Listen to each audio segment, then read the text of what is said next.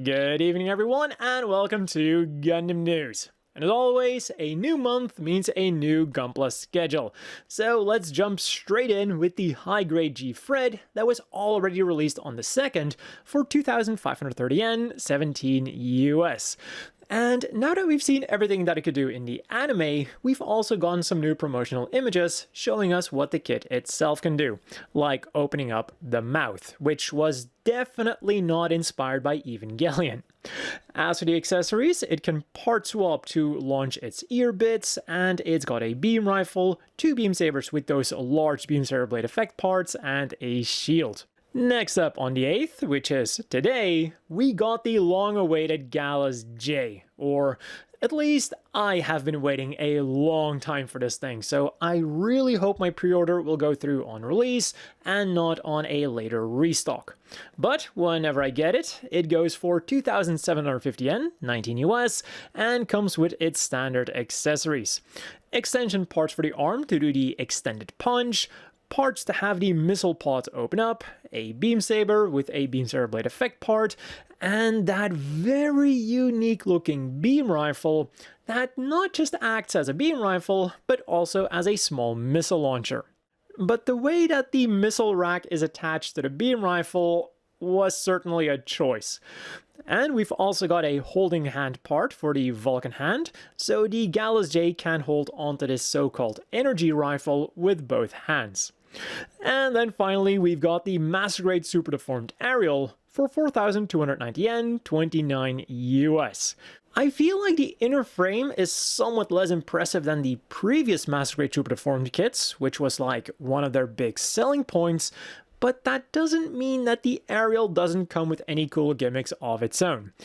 We do still get some of the metallic parts on the inner frame and on the armor. The eyes are nicely detailed. You can choose between its regular permit scores or the permit score 6 by part swapping and not by having to choose a sticker.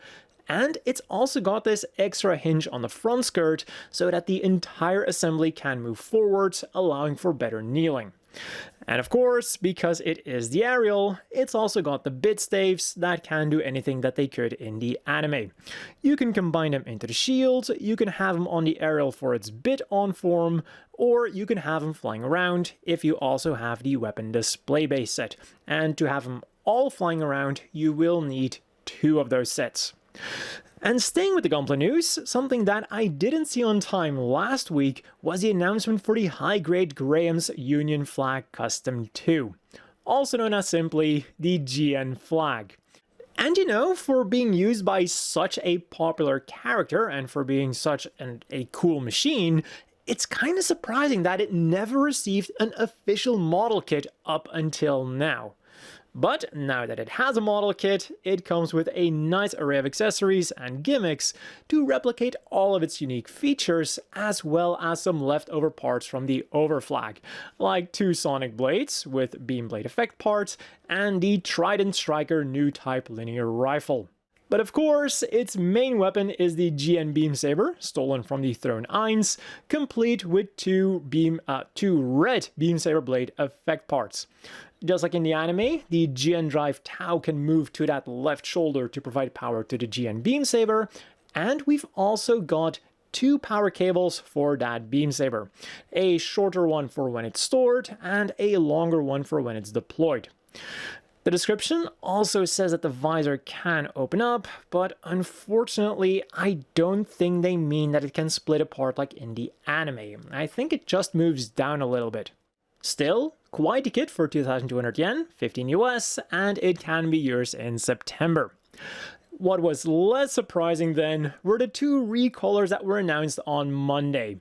The high-grade Sayla custom Guncannon light type and the real grade G3 Gundam version 2.0. Both model kits that were really just a matter of time before they were released as premium Bandai kits. But both of them are more than just mere recolors, and each of them comes with its own set of unique features to set them apart from their base kits.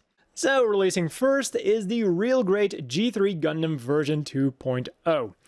It can be yours in September for 4,180 yen, 28 US, and it features new details on the elbows, the knees, and the ankle guards. But the accessories are unfortunately still the same as the base RX-78-2, so your G3 isn't getting its iconic twin bazookas. Which I guess then means only one thing.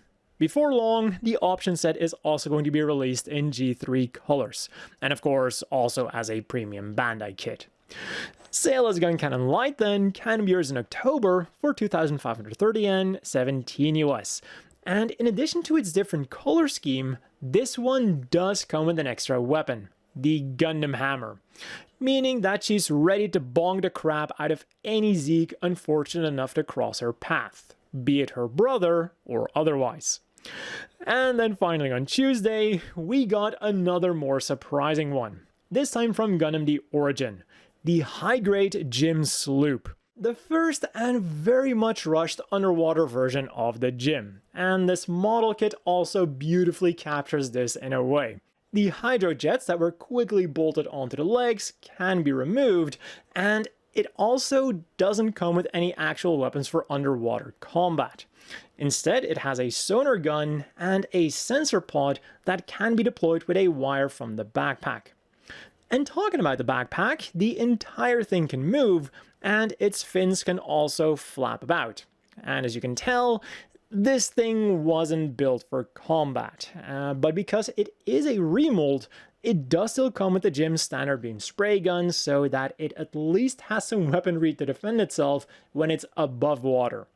And this somewhat underwater GM can be yours in October for 3,520 yen, 24 US. Also, it is of course a premium Bandai limited kit.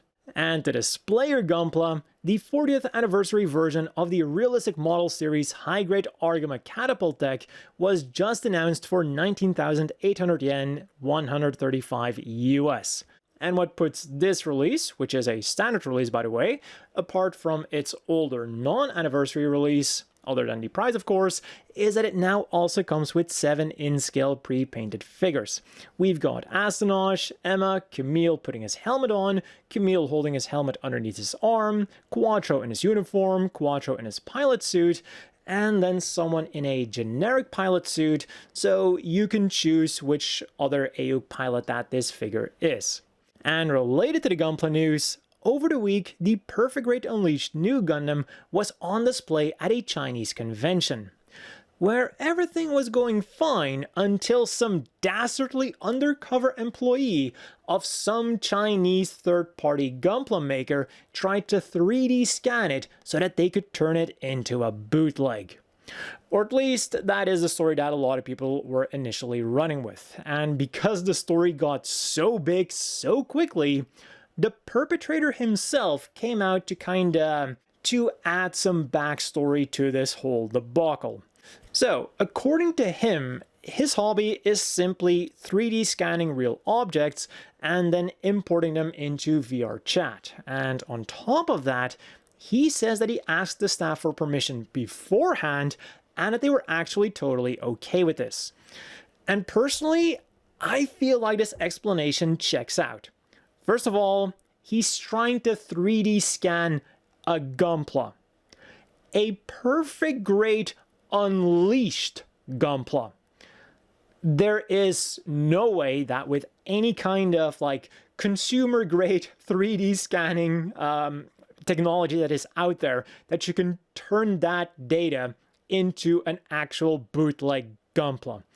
There's just tons and tons of overlapping armor parts and an inner frame that you cannot replicate with a surface level 3D scan. Now, this would have been a concern if this was at a convention like Wonder Festival, where many of the kits are solid resin kits, which you could conceivably scan with a 3D scanner, then polish it up in a 3D program, and 3D print bootlegs. Which, by the way, is why 3D scanners are in fact illegal at Wonder Festival. But this wasn't that. The second reason then that I believe the story is because if you look at him scanning the Nu Gundam, he's doing it very obviously, and he's also taking his time. So I feel like the staff would have intervened if he wasn't allowed to do that. I mean, it's the perfect Great Unleash that is on display there. They should be watching that thing. However, there is something that could kinda disprove his story. After the incident, a sign suddenly appeared that says that 3D scanning is not allowed, which then for many people was evidence that the 3D scanning incident was done with malicious intent. But here's what I think happened. The guy did ask the floor people for permission, like he said, for his hobby. But the staff just wasn't prepared for the question. They didn't know what the policy was, they didn't immediately know what to do, but like in a spur of the moment, they just didn't see any problem with it. And I guess they kind of just considered it like taking a picture. So they were like, sure, whatever, go scan it, do whatever you want, we don't care. But then someone higher up got wind of this and was like, whoa, hold on. Taking pictures is okay, but 3D scanning is a whole different thing. That is not allowed. Which is then why after the incident, the sign came along. So yeah, for me, like this chain of events makes the most sense based on all the information that we have right now. For something completely different then, we just got a new trailer for the Iron-Blooded Orphans Urdr Hunt movie, and it came with some interesting information as well. It'll be premiering on October the 31st in Japan, but it won't be doing so alone. Because bundled together with the movie will be a short film called Wedge of Interposition to celebrate the 10th anniversary of Iron-Blooded Orphans. I know, doesn't feel like 10 years ago to me either. But anyways, as you can tell from the trailer, this won't just be some kind of compilation movie that just takes scenes from the anime. We are getting newly animated scenes for this short movie. And in the trailer, they also showed off some of the newly animated scenes for Urdr Hunt.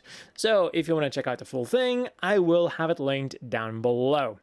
And what you can also check out is the Iron-Blooded Orphans 10th Anniversary Special Project website. Right now, there's not too much to see yet, but more is promised to be coming soon.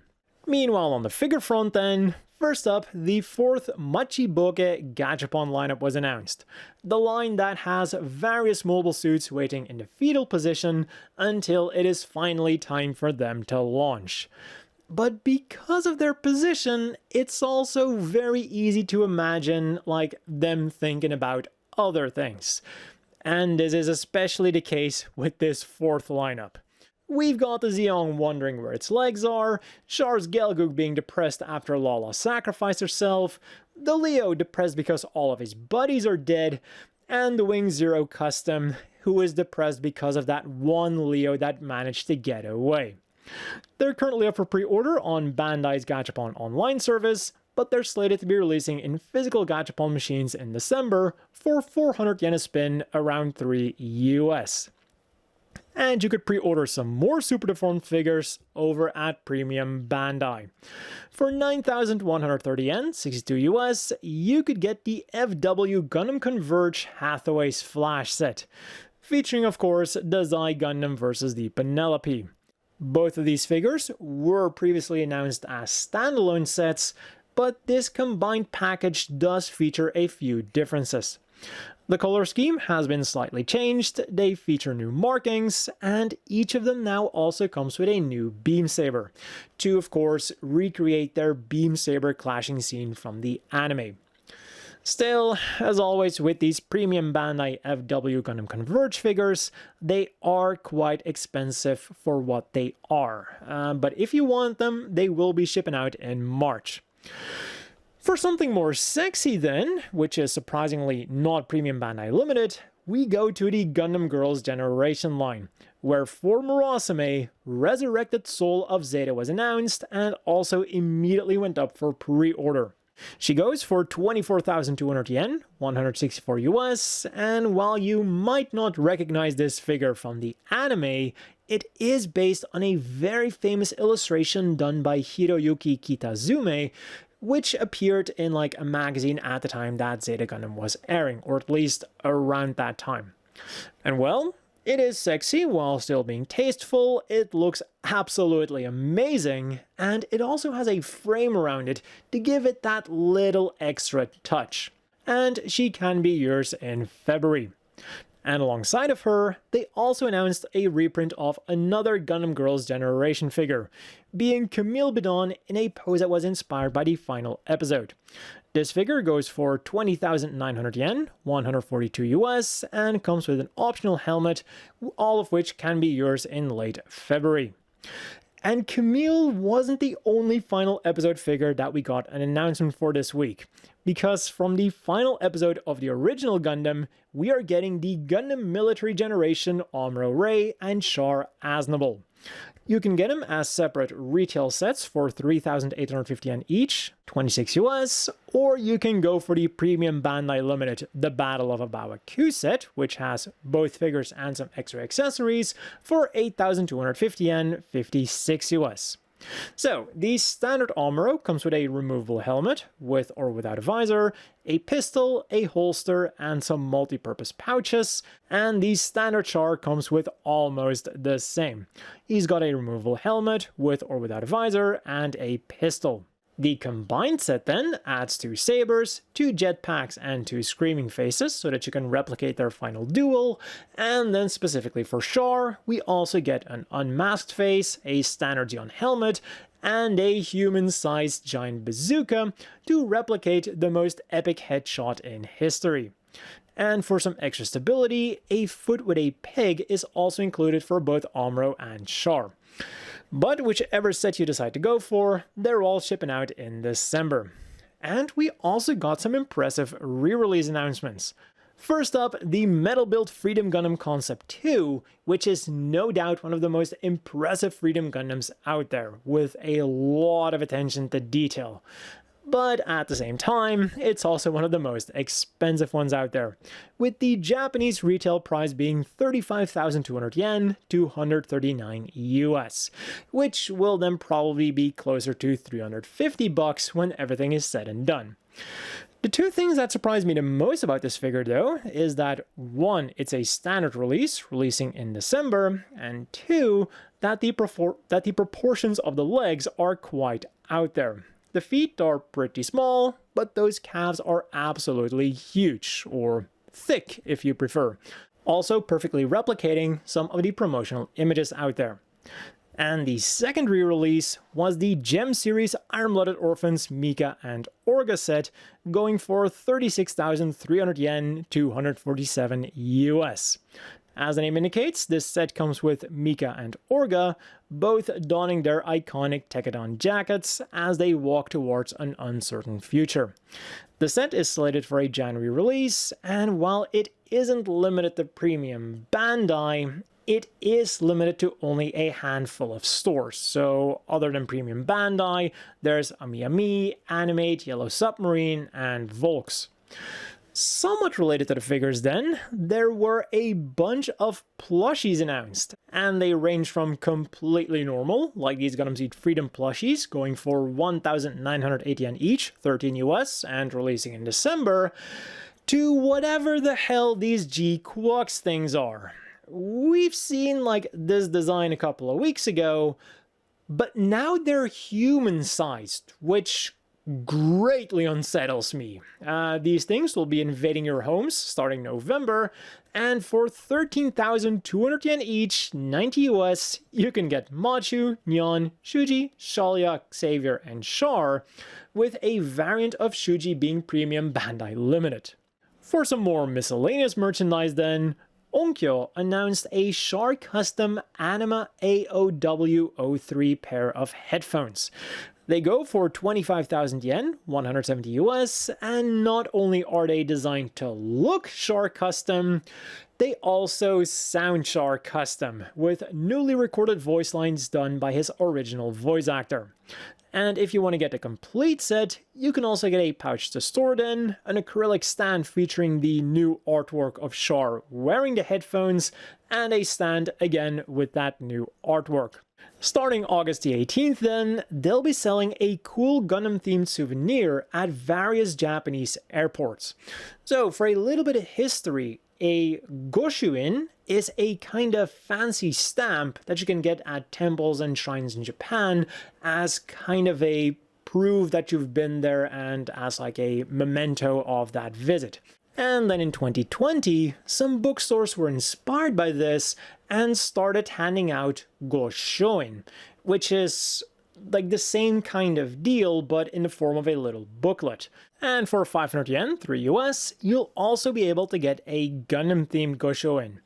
There is the Zeong at New Chitose, the ARC-78-2 at Haneda, the ARC-78F00/E Gundam with glass feather at Osaka, the Gyan at Tokushima, the Goof at Izumo, Char's Zaku 2 at Hiroshima, the Dom at Fukuoka, the Agai at Kumamoto, Char's Gelgook at Kagoshima, and Char's Zagok at Naha.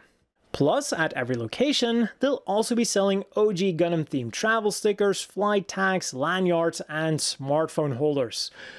But I'm kind of surprised that none of this is being sold at Narita Airport. But anyways, in other news then, the very green cover design of the GQuuuuuX OSD has been released, and we got some new Advance of Zeta artwork, this time featuring on the Keldrek Ozla, as well as how the Hazel was compatible with the G Fighter of all things. Like, we've suddenly got a lot of love for this weird looking fighter bomber coffin combination thing with tank treads. But I'll see if I can turn this into a full video. For now though, it was announced that from August the 2nd until the 25th, a Gunpla collaboration cafe has appeared in the Kawara Cafe and Kitchen in the Nagoya Parko.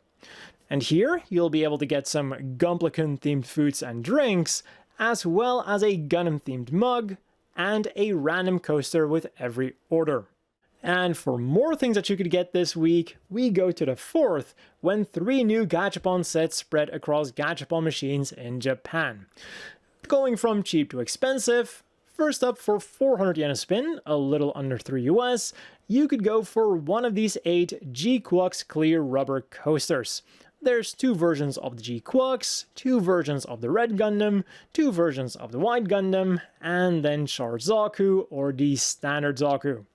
Next up for 500 yen a spin, a little over 3 US, you could gacha for the miniaturized Gundam weapons and SD Gundam books, with like the craziest thing about these things being that you can actually kinda read them, or at least leaf through them. And then for 800 yen a spin, 5 US, there was the Mobile Suit Ensemble Hatsune Miku color version, featuring the RX-78-2 in Miku colors with a shield, beam rifle, and open hands, the RX-78-2 in clear green with a shield, beam rifle, hyper bazooka, and a beam saber, a standard Zaku 2 in Miku colors with a Zaku machine gun, and a clear green Zaku 2 with a Zaku machine gun, Zaku bazooka, Heat Hawk, and 2 Sturmfausts. One day later then, you could test out both your luck and your skills with this Genkai Toppa White Gundam prize figure. As with the previous Genkai Toppa prize figures from GQuuuuuX, the proportions have been made somewhat chunkier, and it also stands at an impressive 28 centimeters, which is roughly the size of an American football. And then finally today, a special Gundam Seed Freedom and GQuuuuuX starter deck was released for Gundam Arsenal Base. It goes for 2,200 yen, 15 US, and comes with 5 mobile suit cards, 5 pilot cards, and an instruction manual telling you how to play the game.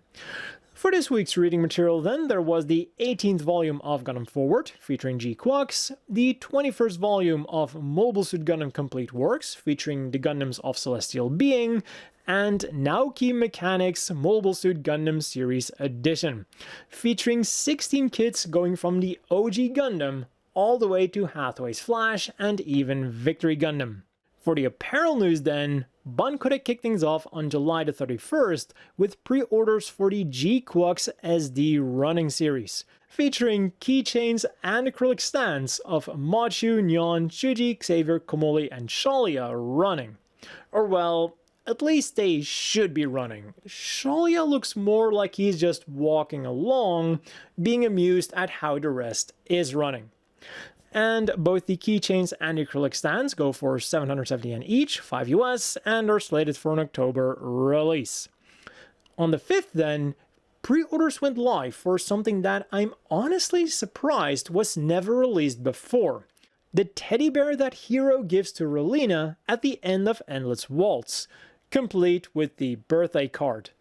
But it must be said that this version doesn't aim to be that exact teddy bear, and instead it's actually an oversized keychain, which can be yours in November for 3,300 yen, 22 US. And on the same day, all of these GWX anniversary items also went up for pre-order, featuring both the main male lead and the main female lead of their respective series. So for G Gundam, we've got Domon and Rain. For Gundam Wing, we've got Hiro and Relina. And for Gundam X, we've got Garrett and Tifa. You can get them as a connectable acrylic stand for 1,100 yen each, 7 US, a big acrylic stand for 2,750 yen each, 19 US, a tapestry for 3,300 yen, 22 US, a face towel for 2,200 yen, 15 US, a mini cushion for 2,530 yen, 17 US, or a keychain for 990 yen, 7 US. And all of these items can be yours in October. And another day later then, you could also pre-order this Gundam Next Future Pavilion folding umbrella. It features a blueprint-esque design of the RX-78 F00 Gundam and can protect you from either the sun or the rain. Two things you'll definitely need protection against if you're visiting Japan in the wrong season. It is slated for a September release and will set you back 6,050 yen, 41 US. From Strict G, meanwhile, you could get these Endless Waltz and GQuuuuuuX inspired New Era baseball caps. For 7,150 yen, 49 US, there's a 940 Preventer cap with pin. For 7,480 yen, 51 US, there's a 950 Machu cap with pin. Or for 6,930 yen, 47 US, there's a 950 GQuuuuuuX cap, but not with pin. And all three of these will also be releasing in physical Strict G stores on the 23rd. And that has been all for this week's Gundam news. As always, a big thank you to the Patreon supporters. I hope everyone watching has a great evening, and I'll see you all next week with more Gundam news.